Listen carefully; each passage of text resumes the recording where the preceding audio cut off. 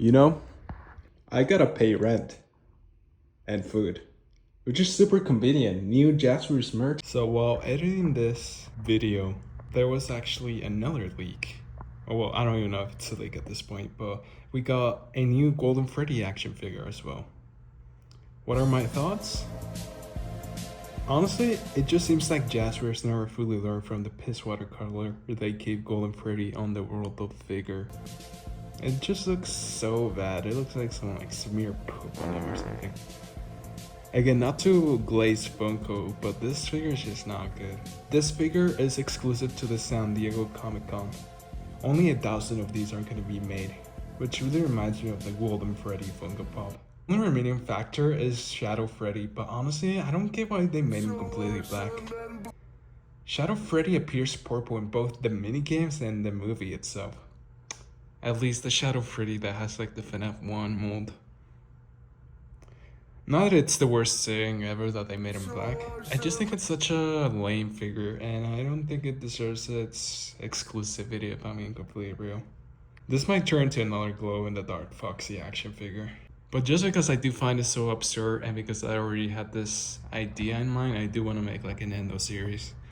Like that, I'll also be able to have my own Golden Freddy and Shadow Freddy.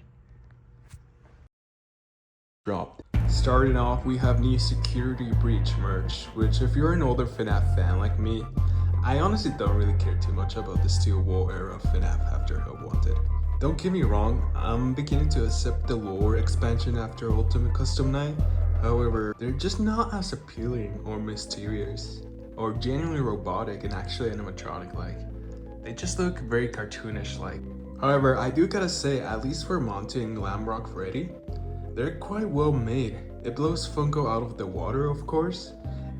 And it's hard to say for sure, but it might honestly give competition to those weirdly well-made Mexican bootlegs of the Glamrock animatronics. For whatever reason, those Mexican bootlegs decided to lock in, since FNaF Mexican bootlegs are usually, of course, not of the... yeah. And it could just be the bad quality nature of the image. However, Shatter Glamrock Freddy looks very funky on his package. What is that? Again, Monty's the best figure in the Security Breach line.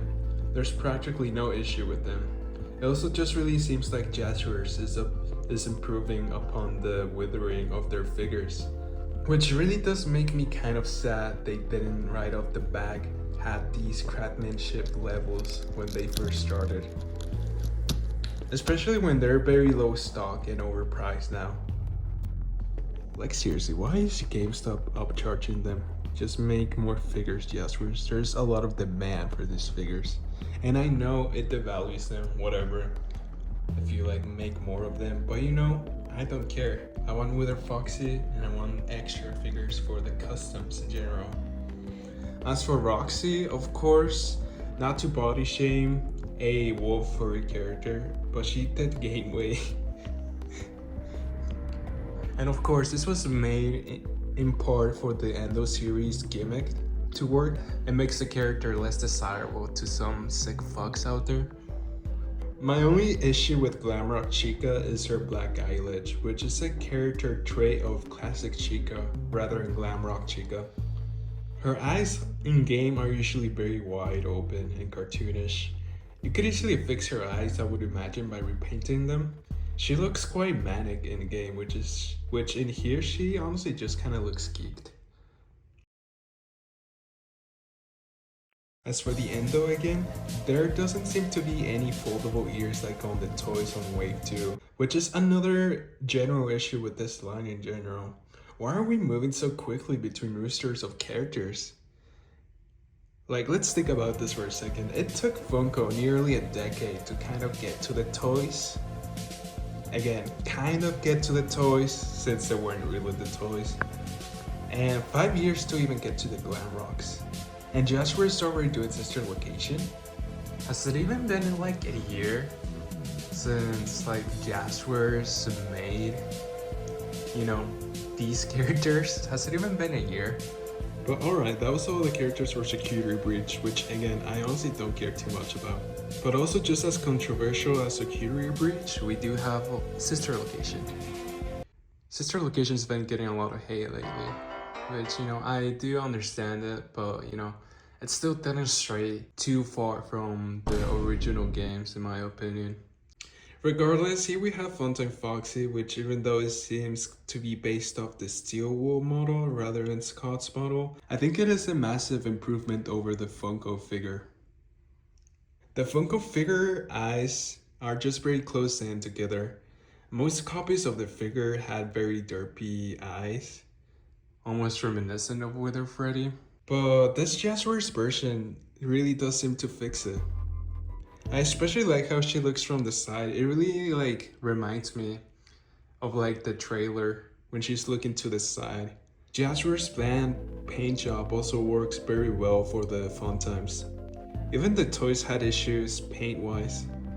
So that's another massive improvement since, you know, even the toys didn't really have like that good of a paint job, even though they do kind of have like bland colors in game as well. As for the Lolbit figure, I honestly don't know how to feel about it. It's an obvious, reasonable recolor. However, I feel like the Funko Lolbit figure does look better in Jazzwares. And now that I think about it, her hands are ginormous like Toy Freddy's were. Her feet are very spread apart, which makes her legs look tiny and skittish. What is that? Speaking of tiny, her ears are also very hilariously tiny. Not to mention that Jimmy Neutron forehead. And of course, these problems are also present on the Funtime Foxy figure now that I look at it. However, I don't know, I just feel like these problems just look way worse on the Lolbit figure for some reason. Because in this case, I feel like the Funko figure does look better. Again, all of these are prototypes, or I don't know, it's hard to say since they're not quite released, but they do look a little bit different from like the first prototypes that we got.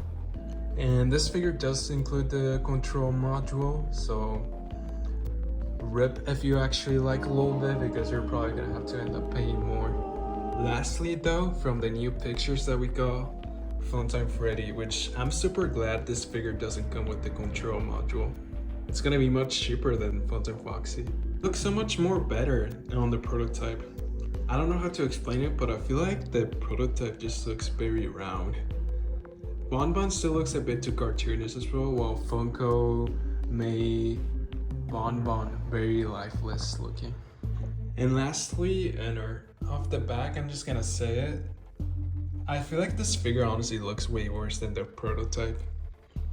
This figure now just kind of looks like an egg, if I'm being honest.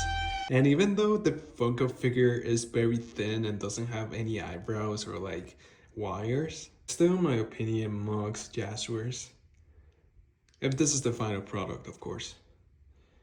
The paint job in here looks very like a McDonald's toy, which again, it works for the fun times, but in here, the paint job looks like a McDonald's toy. Here is an example of where Jazzwares will have to add at the very least some black in between the wires to make him look more complete.